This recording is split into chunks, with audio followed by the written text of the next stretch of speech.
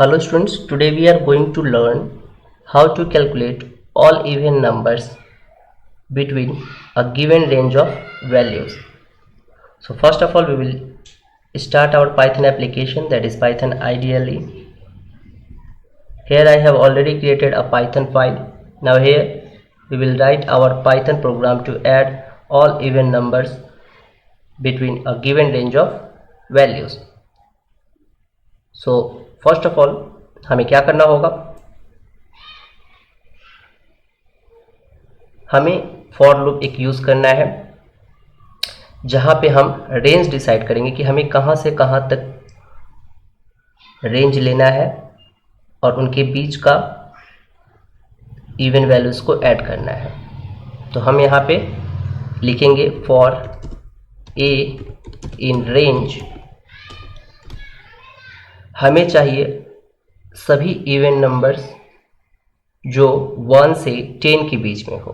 तो हम यहाँ लिखेंगे रेंज 1 से 11, क्योंकि हमें पता है कि range will execute from its initial value to upper limit -1, that's why we will put here 11। अब हम क्या करेंगे, अब हम एक कंडीशन चेक करेंगे कि इस रेंज में जो वैल्यूज़ हैं अगर वो वैल्यूज़ 2 से डिविजिबल होते हैं और उनका रिमाइंडर 0 होता है तो क्या होंगे, वो सारे इवन नंबर्स एक अलग वेरिएबल जो सम को स्टोर करेगा वहाँ पे ऐड होते जाएंगे। ठीक, तो चलिए इसे लिखते हैं, if A module 2 equal to 0, then it will store into the variable s। अब s यहाँ पे देखिए एक नया वेरिएबल हम ले रहे हैं, तो यहाँ हमने इसको कहीं पे भी डिफाइन नहीं किया है। तो अगर हम इसे ऐसे ही लिख देते हैं तो क्या होगा, एक एरर शो करेगा क्या कि s is not defined। So first of all we will initialize the value of s। अब एक चीज़ ध्यान रखिएगा कि यहाँ पे हम s का वैल्यू अभी 0 रख रहे हैं। क्यों? क्योंकि ये जो s है दैट इज़ जो ये वेरिएबल हम जो s यूज़ कर रहे हैं इसका फंक्शन है सम को स्टोर करना। तो जब सम को स्टोर करना रहता है तो हम इनिशियल वैल्यू जब इसे इनिशियलाइज करते हैं हम तो हमेशा 0 लिखते हैं इनिशियल वैल्यू। लेकिन अगर s मल्टीप्लिकेशंस ऑफ वैल्यूज़ को अगर स्टोर करे तो s को कभी भी आप 0 से इनिशियलाइज मत कीजिएगा, वरना आपका अल्टीमेट रिजल्ट 0 आएगा। बिकॉज हमको पता है कि 0 को किसी भी वैल्यू से अगर मल्टीप्लाई करो तो 0 ही आ जाता है। तो उस समय अगर s स्टोर करे मल्टीप्लिकेशंस ऑफ वैल्यूज़ तो हम वहाँ पे s = 1 लिखेंगे। ठीक, तो अभी हमको क्या करना है, s का क्या फंक्शन है, स्टोर कर रहा है सभी सम्स को, जितने भी इवन नंबर्स हैं उनके सम्स को। तो यहाँ पे हम s = 0 लिखे हुए हैं। अब यहाँ पे हम लिखेंगे s = s + a। अब इस स्टेटमेंट्स के अकॉर्डिंग क्या हो रहा है, देखिए इन फर्स्ट इटरेशन मतलब जब a का वैल्यू 1 रहता है तो 1 मॉड्यूल 2 = 0 होता है, तो नहीं होता है। तो क्या होगा, जो a का वैल्यू 1 है वो इस वाले सम में नहीं आएगा, वो क्या होगा, ऑटोमेटिक स्किप हो जाएगा और स्किप होके रेंज के सेकेंड इटरेशन में चला जाएगा और according to second iteration a हो जाएगा 2 और 2 मॉड्यूल 2 a इसका रिमाइंडर क्या होगा 0। तो यस, इस कंडीशन को फॉलो कर रहा है। तो अब यहाँ पे a का वैल्यू इस सम में जाकर ऐड हो जाएगा और अब हो गया a का वैल्यू 2 और s को हमने इनिशियलाइज किया है 0 से, तो 0 + 2 = 2। अब हो गया s का वैल्यू 2। अब नेक्स्ट इटरेशन में जब जाएगा तो a का वैल्यू 5 हो जाएगा, 3 हो जाएगा, 3 मॉड्यूल 2। तो 3 मॉड्यूल 2 करने से आपका रिमाइंडर 0 कभी भी नहीं आएगा। ठीक, तो ये ऑटोमेटिक स्किप हो जाएगा और उसके बाद नेक्स्ट इटरेशन में जाएगा। अब हो गया a का वैल्यू 4, तो 4 मॉडल 2 करने से यस इसका रिमाइंडर 0 होता है। तो अब a का वैल्यू हो गया 4, s है 2, तो 2 + 4 हो गया 6, अब s का वैल्यू हो गया 6। अब इन द सेम वे ये इटरेशन एग्जीक्यूट होते रहेगा अकॉर्डिंग टू दिस कंडीशन, और जो भी इवन वैल्यूज होंगे इस s वेरिएबल में आकर ऐड होते जाएंगे। ठीक, अब हम इस वैल्यूज को, दैट मीन्स जो भी इवन वैल्यूज को हमने एज अ सम स्टोर किया है s में, इसको हम प्रिंट करेंगे। तो देखिए अभी हम इफ लूप के अंदर में हैं, जब हम बैक स्पेस प्रेस करेंगे तो अब वर्टिकली डाउनवर्ड इफ स्टेटमेंट के वर्टिकली डाउनवर्ड हमारा कर्सर आ गया। दैट मीन्स कि हम अब इफ स्टेटमेंट का जो लूप है उससे हम बाहर आ गए हैं। इफ स्टेटमेंट से हम अब बाहर आ गए हैं। एक्चुअली इफ स्टेटमेंट एक कंडीशन है, लूप नहीं। ठीक है, याद रखिएगा। तो अभी हम इफ कंडीशन से अब बाहर आ गए। ठीक, अभी हम हमारा जो कर्सर है इफ स्टेटमेंट के ठीक वर्टिकली डाउनवर्ड अभी ब्लिंक कर रहा है। अभी हम फॉर लूप से बाहर नहीं हुए हैं।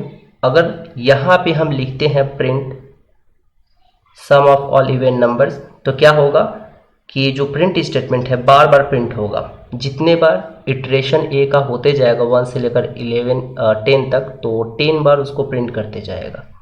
तो हमें यहाँ पे प्रिंट स्टेटमेंट नहीं लिखना है, हमें सिर्फ एक बार ही लिखा हुआ आना चाहिए, the sum of all even numbers between this range is this. सिर्फ एक ही लाइन, उसको बार बार हमें नहीं करना है। तो हम क्या करेंगे, और एक बार बैक स्पेस प्रेस करेंगे। अब हम वर्टिकली डाउनवर्ड फॉर लूप के वर्टिकली डाउनवर्ड हमारा जो कर्सर है ब्लिंक कर रहा है, यानी कि हम अब फॉर लूप से बाहर निकल गए हैं। ठीक, अब हम यहाँ पे लिखेंगे print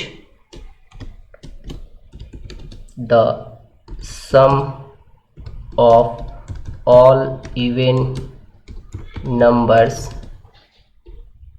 between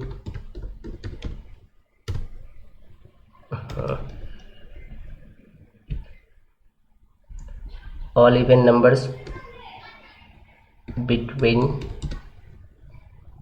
1 and 10 equal to.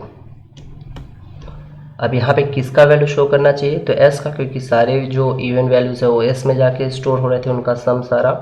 तो हम यहाँ पे s लिखेंगे और इसको क्लोज करेंगे। अब इसे हम सेव करेंगे और रन करेंगे तो हमारा वैल्यू शो करेगा यहाँ पे the sum of all even numbers between 1 and 10 equal to 30। ठीक,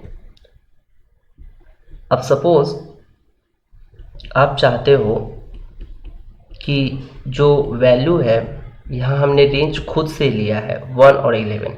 अब हम चाहते हैं कि जो यूज़र है अपना इनिशियल वैल्यू खुद से ले और जो लास्ट लिमिट वैल्यू है, जो लास्ट वैल्यू है वो खुद से ले। दैट मीन्स कि वो रेंज खुद से डिसाइड करे। तो हम क्या करेंगे, सिंपली यहाँ पे एक इनपुट लेंगे जिसका फंक्शन होगा कि वो यूज़र से उसका रेंज पूछेगा कि वो इनिशियल वैल्यू क्या लेना चाहता है और लास्ट लिमिट वैल्यू क्या लेना चाहता है। तो हम यहाँ पे लिखेंगे s equal to int input enter your starting value equal to. इसके बाद हम लेंगे एक दूसरा वेरिएबल जो लास्ट लिमिट को कंटेन करेगा। यहाँ लिखेंगे int input enter your last value. तो यहाँ पे आएगा आपका अब हमने 2 इनपुट्स ले लिए। अब जब इसे हम रन करेंगे, अच्छा इसमें और अभी कुछ चेंजमेंट करने होंगे। देखिए अब यहाँ पे हमने रेंज x लिया है तो यहाँ पे हम लिखेंगे x। ठीक, अब देखिए जब हम वहाँ पे रेंज 1 से लेकर 10 लिए थे तो हमने लास्ट में इसको वहाँ पे +1 करके 11 लिखा था। तो सेम टू सेम यहाँ पे भी अगर लास्ट लिमिट y है तो हमें यहाँ लिखना होगा y+1, दैट इज y+1। अब ये सही होगा। अब यहाँ पे देखिए, अब ये हमारा जो प्रोग्राम है ये सब कुछ एकदम इसमें सही है। अब एक चीज़ यहाँ पे हम लिखे हैं बिटवीन 1 and 10, तो ये क्या शो करेगा बार बार कि हम जो इवन नंबर्स का सम प्रिंट कर रहे हैं वो 1 से लेकर 10 के बीच में है। तो हम यहाँ पे क्या करेंगे, इस वैल्यू को कैसे यहाँ पे हम दिखाएंगे, क्योंकि ये जो वैल्यूज़ है x और y ये तो चेंज होते रहेगा अकॉर्डिंग टू यूज़र चॉइस। अगर यूज़र अब फर्स्ट वैल्यू को कुछ और लेना चाहता है, लास्ट वैल्यू कुछ और, तो बार बार तो चेंज होते रहेगा। तो हमें यहाँ पे कैसे लिखना होगा इसको, ये देखिए। तो यहाँ पे हम बिटवीन तक को डबल इन्वर्टेड कॉमा में इंक्लूड कर देंगे, उसके बाद कॉमा। अब यहाँ पे हम x का वैल्यू को पुट करेंगे, दैट इज़ द x, उसके बाद फिर कॉमा, फिर एंड को हमें शो करना है तो एंड को डबल इन्वर्टेड कॉमा में लिखना होगा और इसको इनक्लोज कर देना होगा। फिर एंड के बाद y, क्योंकि y लास्ट लिमिट को कैरी कर रहा है और इसको हमें हटा देना है। उसके बाद हमें कॉमा फिर से पुट करना है और फिर इक्वल टू को शो करना है, तो हम यहाँ पे इक्वल टू को शो किए। अब हमारा देखिए सही है। अब according to this print statement हम क्या लिख रहे हैं, the sum of all even number between x, तो x क्या है, फर्स्ट लिमिट वैल्यूज, तो फर्स्ट लिमिट वैल्यू दे दिए, एंड y मतलब लास्ट लिमिट वैल्यू जो है वो इक्वल टू s में क्या स्टोर हो रहा है, तो the sum of all even numbers. अब हमारा प्रोग्राम सही है। अब इसे हम सेव करते हैं और रन करते हैं। तो सपोज हम वैल्यू वही लेते हैं 1 से लेकर 10, 1 और यहाँ पे 10। तो देखिए the sum of all numbers between 1 and 10, yes between 1 and 10 equal to 30। अब हम कुछ और वैल्यू लेते हैं, हम लेते हैं सपोज 21 और लास्ट में लेते हैं 30। तो अब देखिए वहाँ पे शो कर रहा है the sum of all even numbers between 21 and 30 equal to 130। ठीक। अब इन द सेम वे हम फॉर, यहाँ पे तो हमने फॉर लूप का यूज़ किया था, हम वाइल लूप का भी यूज़ कर सकते हैं। तो वाइल लूप का यूज़ करने के लिए बहुत सिंपल है। क्या करना होगा आपको, बस इस स्टेटमेंट को हटा के फॉर स्टेटमेंट यानी फॉर लूप को यहाँ हटा के हमें वाइल लूप को लिखना होगा। तो वाइल लूप का क्या कंडीशन होता है कि पहले हम वैल्यू को इनिशियलाइज करते हैं, ठीक, उसके बाद हम वाइल लूप में कंडीशन लिखते हैं। तो बस उसी को यूज़ करना है। तो यहाँ पे देखिए x का वैल्यू पहले हम लोगों ने इनिशियलाइज कर ही लिया है। अब हमें यहाँ पे जस्ट कंडीशन लिखना है। तो कंडीशन क्या लिखेंगे हम लोग, while x less than equal to y, मतलब जब x का वैल्यू जब तक y या फिर y से कम रहता है तब तक हमारा ये जो है ऑपरेशन, ये लूप एग्जीक्यूट होगा और वहाँ पे ऐसे सारे सम्स स्टोर होंगे। यहाँ तक सही है। अब इसके बाद हमें क्या करना है, वहाँ पे रेंज में ऑटोमेटिक इंक्रीज़ हो जाता है वैल्यू x का, पर यहाँ पे इंक्रीज़ नहीं होता। तो हमें क्या करना होगा, यहाँ पे एक इंक्रीमेंट स्टेटमेंट यूज़ करना होता है, that is x equal to x+1, क्योंकि हमें x का ही वैल्यू धीरे धीरे इंक्रीज़ करके अप टू y तक पहुँचना है। तो इसीलिए हम यहाँ पे x इक्वल टू x+1 लिखते हैं। ठीक।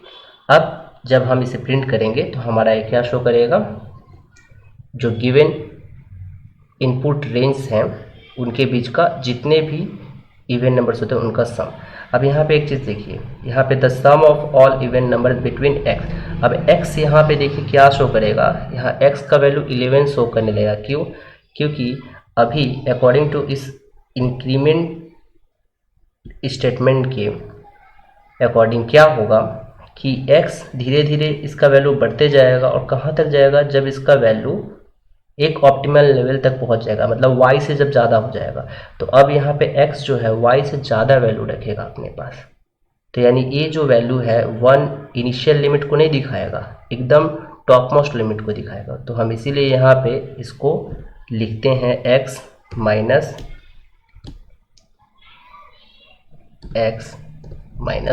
1 तक। अगर हम इसको ऐसे लिखते हैं तो आपका इनिशियल वैल्यू को ये ठीक से शो करता है कि हाँ इनिशियल वैल्यू ये है, अदरवाइज आपका जो रिजल्ट है, आपका जो आउटपुट है वो गलत शो करने लगता है। अब इसे हम सेव करेंगे। अब हम यहाँ पे लिखते हैं 1, लास्ट वैल्यू 10, प्रिंट करते हैं। अच्छा, ए इज़ नॉट डिफाइन, यहाँ सिंपल, ये तो हमने डिफाइन नहीं किया है, हमने तो यहाँ पे सारा फंक्शन अब एक्स के साथ कर रहे हैं, तो एक्स को यहाँ पे लिखना होगा। यस, अब सही होगा x. Save, run, initial value 1, last value is 10। अब देखिए ये दे रहा है the sum of all even numbers between 1 and 10 equal to 30। ठीक, अब सपोज यहाँ पे जो हमने चेंज किया था प्रिंट स्टेटमेंट में x माइनस एक्स माइनस 1, अगर हम इसको छोड़ देते तो क्या होता देखिए। तो यहाँ पे हम वैल्यू देते 1, लास्ट लिमिट देते 10, तो देखिए यहाँ पे अभी बिटवीन 11 एंड 10 लिख रहा है, क्योंकि हमने वहाँ पे x का वैल्यू अब 11 हो गया है लास्टली, तो इसीलिए अब x का वैल्यू 11 शो कर रहा है। इसीलिए हमको वहाँ पे क्या करना हुआ, x माइनस एक्स माइनस 1 करना हुआ। ठीक, तो हम वहाँ पे वो चेंजमेंट कर देंगे क्या, x माइनस एक्स माइनस 1। ठीक, इसे आप ध्यान से समझिएगा तो आपको पता चलेगा कि ये x माइनस एक्स माइनस 1 हम क्यों लिख रहे हैं। खुद से एक बार कोशिश कीजिएगा समझने का, तो आपको पता चल जाएगा इजीली। ठीक, तो ऐसे हम यूजिंग वाइल लूप से भी the sum of all even numbers को कैलकुलेट कर सकते हैं। ठीक, अगर आपको सेम टू सेम अगर ऑड नंबर्स के सम्स को कैलकुलेट करना है, तो आप सिंपली यहाँ पे कंडीशन को चेंज करके लिखिएगा। यहाँ पे इक्वल टू लिखा हुआ है, तो आप लिख दीजिएगा बस नॉट इक्वल टू, तो आपका जो अब वैल्यू है सिर्फ ऑड नंबर्स को ही कैलकुलेट करेगा। तो आप यहाँ पे सिंपल इसको सेव करें और 1 से लेकर 10 के बीच में जो भी ऑड नंबर्स हैं वो सारे यहाँ पे अप्लाई करें। आई थिंक ऑड नंबर्स जो होते हैं 1 से लेकर 10 उनका सम होता है 25, तो यस शो कर रहा है 25। So in this way we can write our program to add all even or odd numbers between a given range of value using this for loop and while loop. I hope you will understand this video. In next video we will learn some more topics about Python programming. Till now, take care of you and thank you.